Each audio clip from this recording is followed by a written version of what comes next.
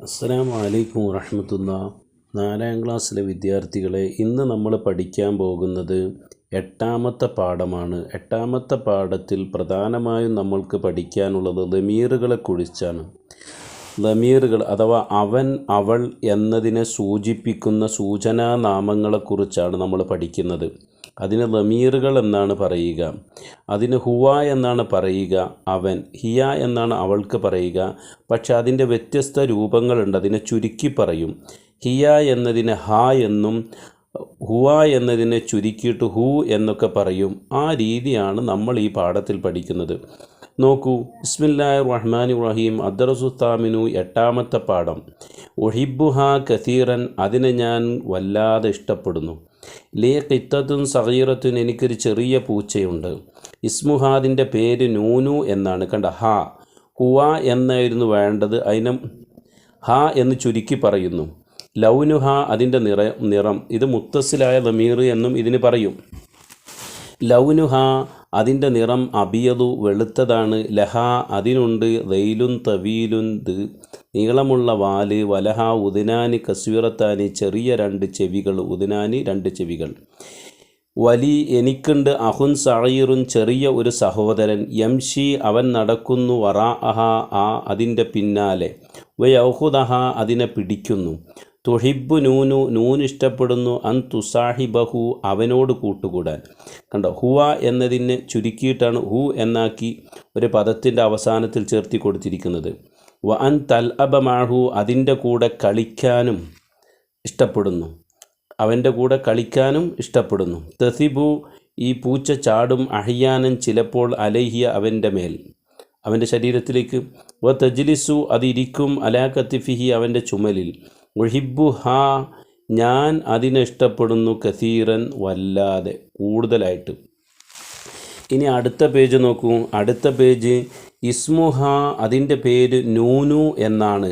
അപ്പോൾ നോക്കൂ, ഹു ഇസ്മു ഹ, അതിൻ്റെ പേര്.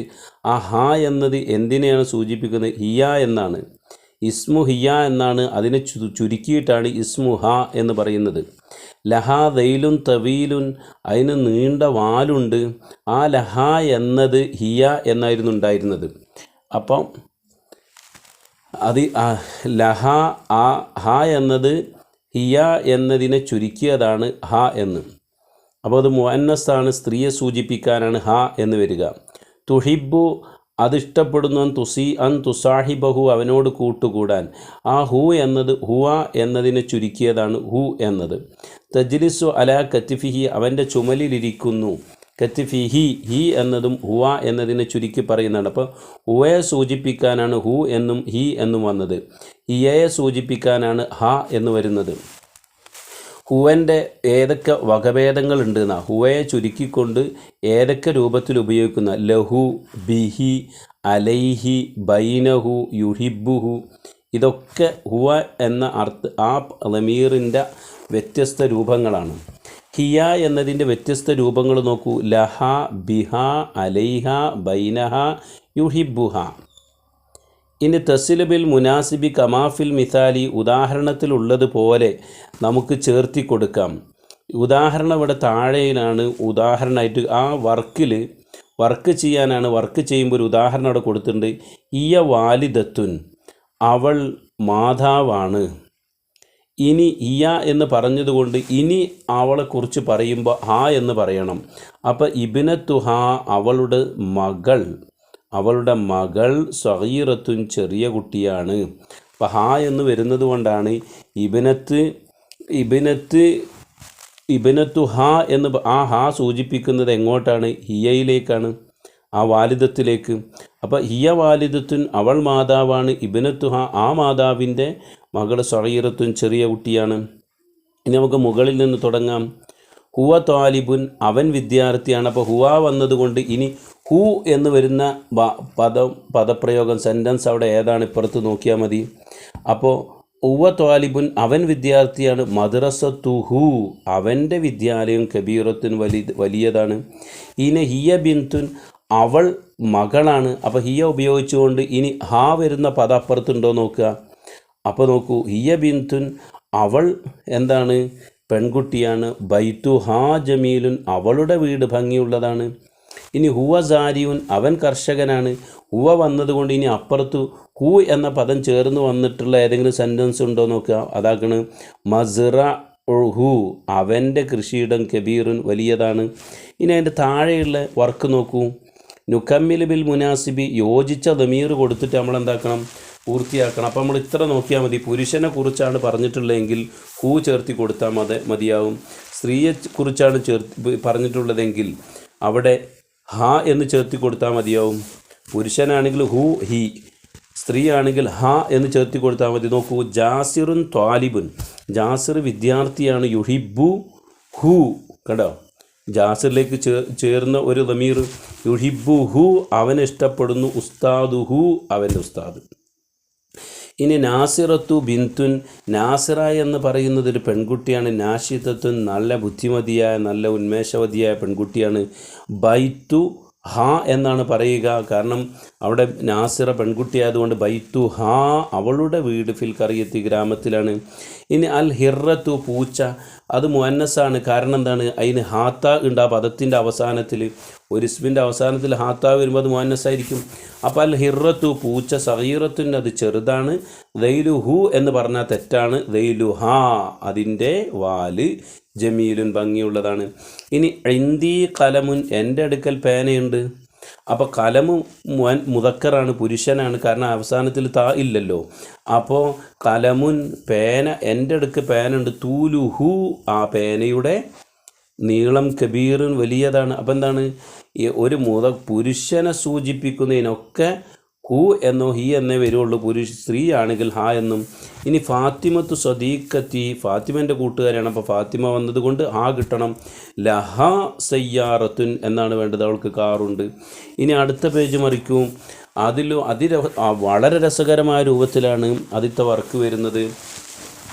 34-ാമത്തെ പേജ് നോക്കൂ. നുലാഹിദുൽ ദമാഇറൽ മുൻഫസിലത്ത വക്തുബുഹാ ഫിൽ മക്കാനിൽ ഹാലി, ഇവിടെയൊക്കെ മുൻഫസിലായ ദമീറാണ്. ഒരു പദത്തോടും ചേരാതെയാണ് ഇത് വരിക. നേരത്തെ നമ്മൾ പറഞ്ഞത് മുത്തസിലായ ദമീറിനെ കുറിച്ചാണ്. ഹു എന്ന് വരുമ്പോഴൊക്കെ ഹു ഹാ ഹി എന്നൊക്കെ വരുന്നത് വേറെ ഏതെങ്കിലും ഒരു പദത്തിൻ്റെ അവസാനത്തോട് ചേർന്ന് വന്നിരിക്കുക. ഹുവ ഹുമാ ഹും ഹിയ ഹുമാ ഹുന്ന അന്ത അന്തുമ അന്തും അന്തി അന്തുമ അന്തുന്ന അന നഹ്നു, ഇതൊന്നിനോടും ചേർന്ന് വരില്ല. ഇത് ഒറ്റക്കാണ് വരിക. ഇങ്ങനെ ഒറ്റയ്ക്ക് വരും. മുമ്പുള്ളതോ ശേഷമുള്ളതോ അക്ഷരങ്ങളോടൊന്നും ചേരാതെ വരും. ഇതിനാണ് മുൻഫസിലായ ദമീർ എന്ന് പറയുക. ഇനി ഹുവ, നമുക്ക് ഹുവ എന്ന് പറഞ്ഞാൽ അവനൊരു പുരുഷൻ, ഹുമ രണ്ട് പുരുഷന്മാർ, ഹും കുറേ പുരുഷന്മാർ, ഇയ അവൾ, ഹുമ അവർ രണ്ട് സ്ത്രീകൾ. അപ്പോൾ ഹുമ എന്ന് രണ്ടാൾക്ക് ഉപയോഗിക്കും. ഹുന്ന അവർ കുറേ സ്ത്രീകൾ. പുരുഷനാണെങ്കിലും സ്ത്രീ ആണെങ്കിലും രണ്ടാണെങ്കിൽ അവർ എന്ന് പറയാൻ ഹുമ എന്നാണ് ഉപയോഗിക്കാം, രണ്ടാളെ സൂചിപ്പിക്കാൻ. രണ്ടിനും ഒരേ പദം തന്നെ, ആണിനും പെണ്ണിനും. ഇനി അന്ത, നീ, അന്തുമ നിങ്ങൾ രണ്ട് പുരുഷന്മാർ, അന്തു നിങ്ങൾ കുറേ പുരുഷന്മാർ. അന്ത എന്ന് പറഞ്ഞാൽ നീ ഒരു പുരുഷൻ. പിന്നെ അന്തി, നീ എന്ന് പറഞ്ഞാൽ സ്ത്രീയെ സൂചിപ്പിക്കാനാണ്. അന്തുമ നിങ്ങൾ രണ്ടുപേർ, അന്തുന്ന നിങ്ങൾ കുറേ സ്ത്രീകൾ വരുമ്പോഴാണ് അവരോട് അന്തുന്ന നിങ്ങൾ എന്ന് പറയുക.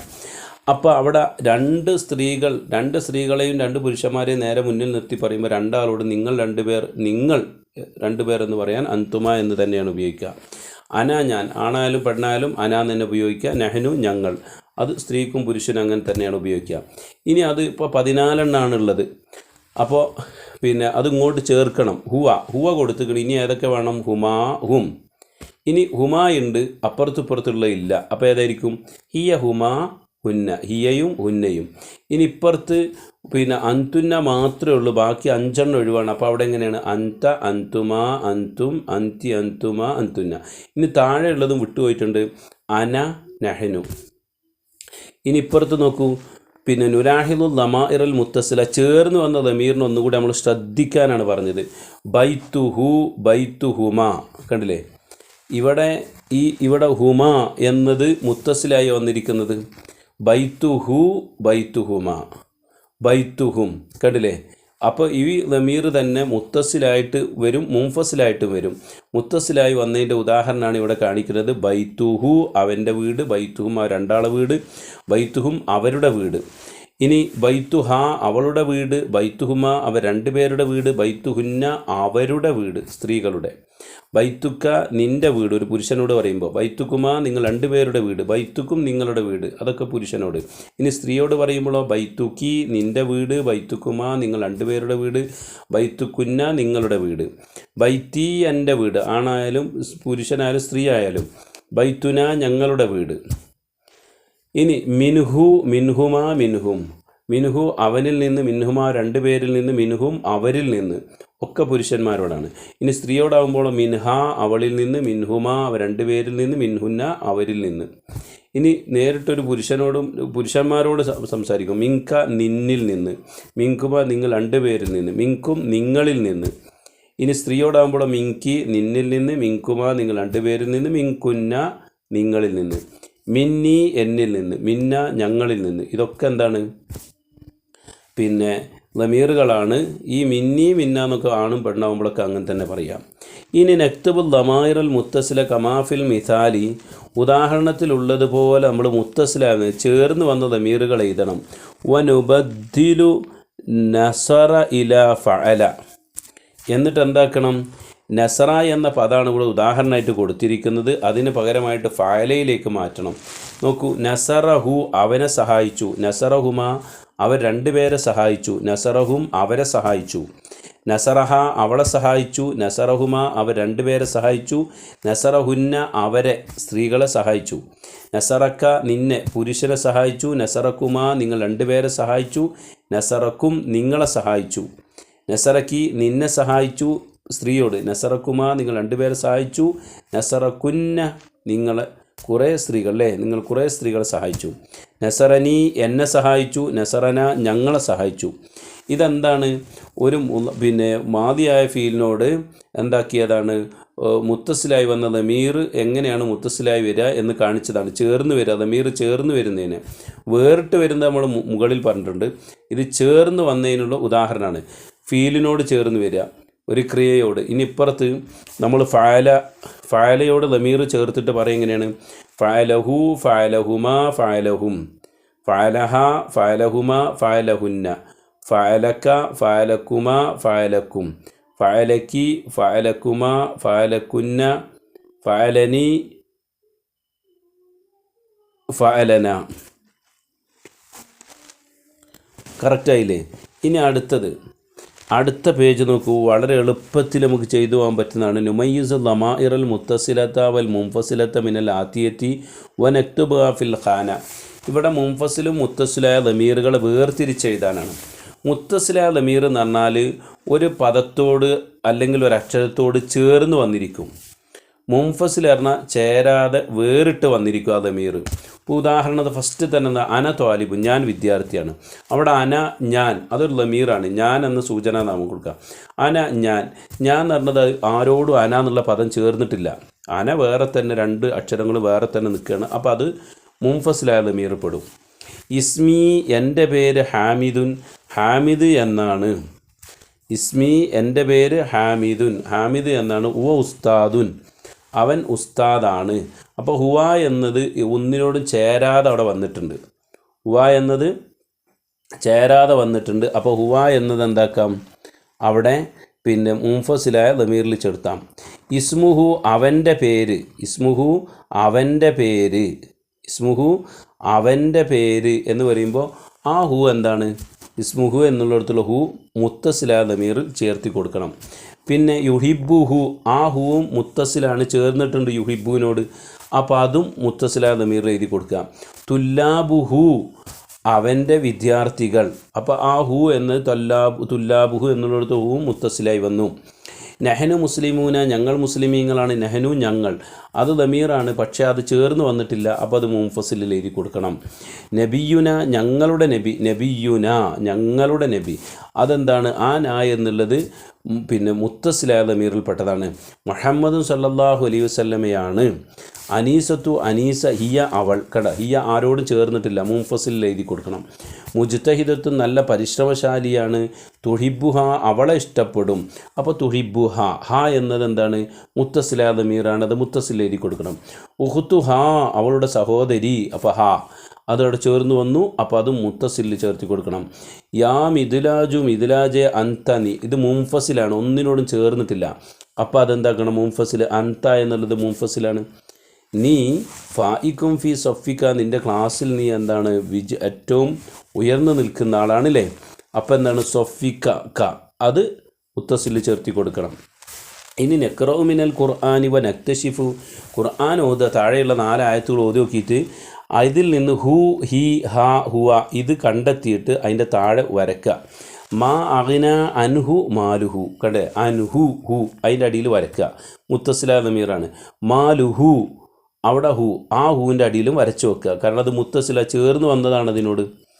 ഇനി നോക്കൂ, അതിന് തൊട്ടപ്പുറത്തുള്ള വഖാലൽ ഇൻസാനു മാ ലഹ, അവിടെ ലഹ അതും എന്താണ് മുത്തസിലാണ്, അതിൻ്റെ അടിയിൽ വരക്കുക. വജദിന ന ഞങ്ങൾ, അലൈഹ ആബാഅന ഞങ്ങളുടെ പിതാക്കളെ അതിലാണ് ഞങ്ങൾ മനസ്സിലാക്കിയത് കണ്ടെത്തിയത്. അപ്പോൾ ന അത് മുത്തസിലാണ്, ആ ദമീറിൻ്റെ അടിയിൽ വരക്കുക. അലൈഹ ഹാൻ്റെ അടിയിൽ വരക്കുക. ആബാഅന ന അതിൻ്റെ അടിയിൽ വരച്ചേക്കുക.